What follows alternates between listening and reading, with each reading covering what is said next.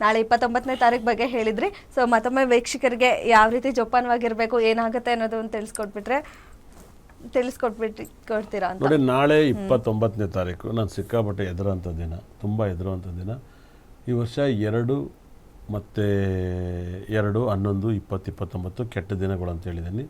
ಈ ವರ್ಷ ಅದೇ ರೀತಿಯಲ್ಲಿ 7, 16, 25 ಅದು ಕೂಡ ಕೆಟ್ಟ ದಿನಗಳು ಅಂತ, ಮೀಡಿಯಮ್ ಡೇಟು, ಅದು ಹುಷಾರಾಗಿರಬೇಕು ಅಂತ ಹೇಳಿದೆ. ಆದರೆ ವೆರಿ ಡೇಂಜರು 2 ಮತ್ತು 9, 18, 27 ಈ ಡೇಟಲ್ಲಿ ಎಲ್ಲ ಥರದ್ದು ದೊಡ್ಡ ಅನಾಹುತ ಇದೆ. ಅದು ಟೋಟಲ್ ಆಗಿರ್ಬೋದು, ರೂಟ್ ನಂಬರು, ಫ್ಲೈಟ್ ನಂಬರು, ಮನೆ ನಂಬರಲ್ಲ. ನಾಳೆ 29ನೇ ತಾರೀಕು ದಯವಿಟ್ಟು ಕೈ ಮುಗಿತೀನಿ, ನೀವು ತುಂಬ ಕೇರ್ಫುಲ್ಲಾಗಿ ಹ್ಯಾಂಡಲ್ ಮಾಡ್ಕೊಳ್ಳಿ. ತುಂಬ ಅಂದರೆ ತುಂಬ ಕೇರ್ಫುಲ್ಲಾಗಿ ಹ್ಯಾಂಡಲ್ ಮಾಡ್ಕೊಳ್ಳಿ. ನಾಳೆ ತುಂಬ ಕೆಟ್ಟದಾಗಂಥ ದಿನ ಇದೆ. ಅದರಿಂದ ಏನೂ ಆಗೋದು ಬೇಡ. ಪ್ರಪಂಚಕ್ಕೆ ಏನಾದ್ರು ಒಂದು ದೊಡ್ಡ ದುರ್ಘಟನೆ ನಡೆಯೋಂಥ ಚಾನ್ಸಸ್ ಜಾಸ್ತಿ ಇದೆ.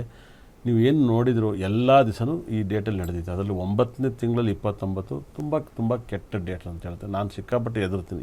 ಇಷ್ಟೊಂದು ನನ್ನ ಲೈಫಲ್ಲಿ ನಾನು ಯಾವತ್ತೂ ಎದುರಿಲ್ಲ. ಯಾಕಂದರೆ ಇಷ್ಟು ಎದುರಕ್ಕೆ ಕಾರಣ ಆ ಡೇಟಲ್ಲಿ ಆ ತೊಂದರೆಗಳನ್ನು ನಾನು ಸಾಕಷ್ಟು ನೋಡಿದ್ದೀನಿ. ದಯವಿಟ್ಟು ಮತ್ತು ಎಲ್ಲರಿಗೂ ನಾನು ಹೇಳ್ತಾಯಿದ್ದೀನಿ, ದಯವಿಟ್ಟು ಯಾರೆಲ್ಲ ನಿಮ್ಮ ಮೊಬೈಲ್ ನಂಬರಲ್ಲಿ ದಯವಿಟ್ಟು ಅರ್ಥ ಮಾಡ್ಕೊಳ್ಳಿ. ನಿಮ್ಮ ಮೊಬೈಲ್ ನಂಬರಲ್ಲಿ 4 ಪಕ್ಕ 8 ಇರಬಾರ್ದು. ಇದು ಯಾರ ಮೊಬೈಲಲ್ಲೂ ಇರಬಾರ್ದು.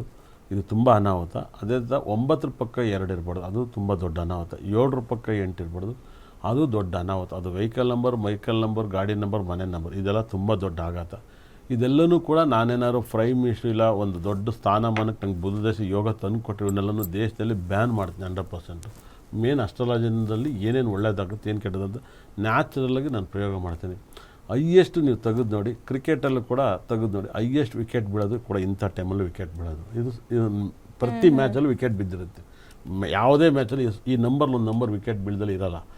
ಅಂಥ ಟೈಮಲ್ಲಿ ಬೌಲಿಂಗ್ ಮಾಡೋನು ಪುಣ್ಯವಂತ, ವಿಕೆಟ್ ಬಿದ್ದುಬಿಡುತ್ತೆ. ಅವ್ನು ಬೌಲರ್ಗೆ ಹೆಸರು ಬರುತ್ತೆ 100%, ಬ್ಯಾಟ್ಸ್ಮನ್ ಔಟಾಗಿ ಹೋಗ್ಬಿಡ್ತಾನೆ. ಅದೇ ರೀತಿಯಲ್ಲಿ ನನಗೆ ತಿಳಿದಿರೋ ಪ್ರಕಾರ ಜ್ಯೋತಿಷ್ಯದಲ್ಲಿ ದಯವಿಟ್ಟು ಈ ವಾರ ಯಾರು ಹುಡ್ತಿರೋ ಅವರಿಗೆ ಬುಧ ಮತ್ತು ಕುಜಗ್ರಹ ಒಟ್ಟಿಗೆ ಸೇರ್ತಾನೆ. ಸ್ವಲ್ಪ ಕುಜ ಮತ್ತು ಬುಧನೂ ಒಟ್ಟಿಗೆ ಸೇರಿದ ನಿಮ್ಮ ಫ್ಯಾಮಿಲಿಯಲ್ಲಿ ಯಾರಿಗಾದ್ರು BP ಇದ್ದರೆ ತುಂಬ ಜಾಸ್ತಿ ಆಗುತ್ತೆ. ದಯವಿಟ್ಟು BP ನೋಡ್ಕೊಳ್ಳಿ. ಆಮೇಲೆ ಹೈಯೆಸ್ಟ್ ಸುಮ್ಮನೆ ನೀವು ಟೆನ್ಷನ್ ಮಾಡ್ಕೊಂಡವ್ರು ಯಾರಾದಿದ್ರೆ BP ಬಂದುಬಿಡುತ್ತೆ. ಈ ವಾರ BP ಜಾಸ್ತಿ ಆಗುತ್ತೆ. ತುಂಬ ಕೇರ್ಫುಲ್ಲಾಗಿರಿ. ಮತ್ತು ಸ್ಟ್ರೋಕ್ ಹೊಡೆದ್ಬಿಡುತ್ತೆ ಈ ವಾರ. ತುಂಬ ಜನಕ್ಕೆ ಸ್ಟ್ರೋಕ್ ಹೊಡೆಯೋ ಚಾನ್ಸಸ್ ಜಾಸ್ತಿ ಇರುತ್ತೆ. ಯಾಕಂದರೆ ಕುಜನೂ ಮತ್ತು ಬುಧನೂ ತುಲಾ ರಾಶಿಯಲ್ಲಿ ಸೇರ್ತಾ ಇದ್ದಾರೆ. ಇವರಿಬ್ಬರು ಸೇರಿದರೆ ಸ್ಟ್ರೋಕ್ಗಳು ಹೊಡೆದ್ಬಿಡುತ್ತೆ. BP ಬಂದವ್ರಿಗೆ ಸ್ಟ್ರೋಕ್ ಹೊಡಿತಿದೆ. ಅದರಿಂದ ಹೆವಿ ಟೆನ್ಷನ್ ಮಾಡ್ಕೊಬೇಡಿ. ತುಂಬ ಕೂಲಾಗಿರೋಕ್ಕೆ ಟ್ರೈ ಮಾಡಿ. ಸ್ಟ್ರೋಕ್ ಹೊಡ್ಸ್ಕೊಂಡು ಪ್ರಾಬ್ಲಮ್ ಸಿಗಾಕ್ಯಬೇಡಿ. ಯಾಕಂದರೆ ಸ್ಟ್ರೋಕ್ ಒಂದ್ಸರಿ ಹೊಡೆದ್ಬಿಟ್ರೆ ಮೇಡಮ್ ಇನ್ನು ಲೈಫ್ ಲಾಂಗ್ ಮುಗಿದಿತ್ತೆ. ಯಾರೂ ಕೂಡ ಸ್ಟ್ರೋಕ್ ಹೊಡಿದಿರೋ ಥರ ನೀವು 100% ಇದನ್ನು ದಯವಿಟ್ಟು ಜಾಗ್ರತೆ ನೋಡ್ಕೊಳ್ಳಿ. ಯಾಕಂದರೆ ಸ್ಟ್ರೋಕ್ ಹೊಡೆದ್ರೆ ಮತ್ತೆ ಇನ್ನೊಂದು ಸರಿಗೆ ನಿಮಗೆ ಮತ್ತೆ ಸಿಗೋದು ತುಂಬ ಕಷ್ಟ ಆಗುತ್ತೆ. ಲೈಫು ವಾಪಸ್ ಬರೋಲ್ಲ. ಊಟ ತಿಂಡಿ ಟೆನ್ಷನ್ ಎರಡನ್ನೂ ಕೂಡ ನೀವು ಮಾಡ್ಕೋಬಾರ್ದು. ಆ ಮಾಡ್ಕೊಂಡು ಒಂದಲ್ಲ ಒಂದು ತೊಂದರೆ ಆಗುತ್ತೆ.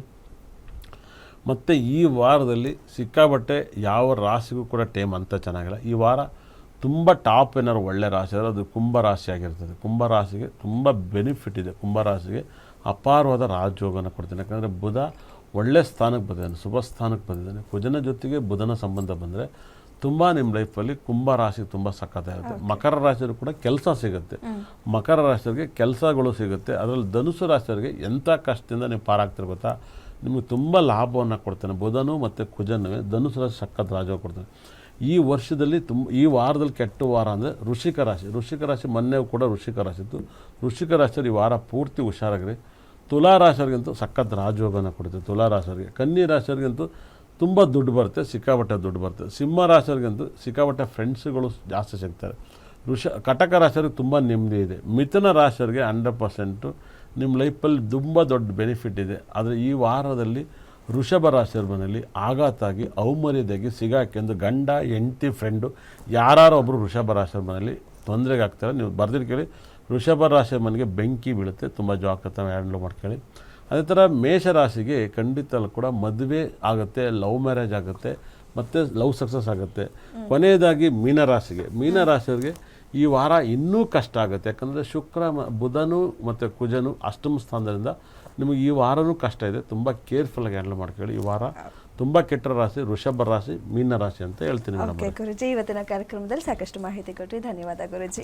ಇಷ್ಟ ತನಕ ನನ್ನ ಕಾರ್ಯಕ್ರಮ ನೋಡಿದವ್ರಿಗೆ ನನ್ನ ಬ್ರಹ್ಮ ನನ್ನ ಭದ್ರಕಾಳಿ 9 ನವಗ್ರಹಗಳು ಕೂಡ ಸಕಲ ಸಂಪತ್ತು ಐಶ್ವರ್ಯ ಕೊಟ್ಟು ನೋಡಿದವ್ರ ಮನೆಯನ್ನು ಉದ್ಧಾರ ಮಾಡಲಿ ಅಂತೇಳಿ ಕೈ ಮುಗಿತೀನಿ. ನೀವು ನನಗೆ ಕೈ ಮುಗಿರಿ, ನಾನು ನಿಮಗೆ ಕೈ ಮುಗಿತೀನಿ. ನಾವಿಬ್ಬರು ಸಖತ್ತಾಗಿರೋ ನೋಡಿದರು.